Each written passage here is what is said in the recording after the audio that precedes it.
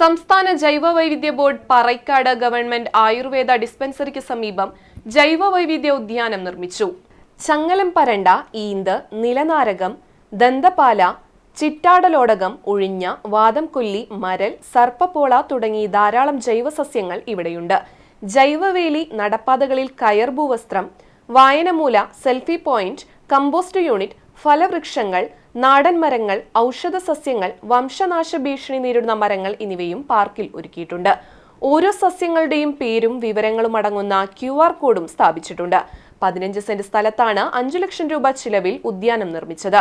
Kannur Pazhassi eco tourism and rural development സൊസൈറ്റിയാണ് ഉദ്യാനത്തിന്റെ നിർമ്മാണ ചുമതല നിർവഹിച്ചത്.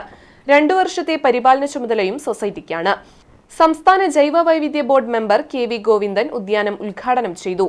പഞ്ചായത്ത് പ്രസിഡന്റ് ജിയോ ഫോക്സ് അധ്യക്ഷനായി. Vice president Bindu Pradeep, Leena Sreekumar, KD Vishnu, Shali Chandrasekharan, Sanil Kunnathulli എന്നിവർ സംസാരിച്ചു. അന്യം നിന്നുകൊണ്ടിരിക്കുന്ന കുളവെട്ടി മരങ്ങൾ സംരക്ഷിക്കുന്ന ഒരു ഉത്തരവാദിത്തം പഞ്ചായത്ത് ഏറ്റെടുത്ത് ഏകദേശം 41 കുളവെട്ടി മരങ്ങളാണ് നമ്മളിപ്പോൾ സംരക്ഷിച്ചു പോകുന്നത്.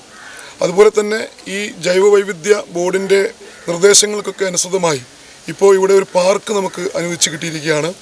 ഈ പാർക്ക് നിർമ്മാണം പൂർത്തീകരിച്ച് ഗ്രാമപഞ്ചായത്തിനെ കൈമാറുകയാണ്.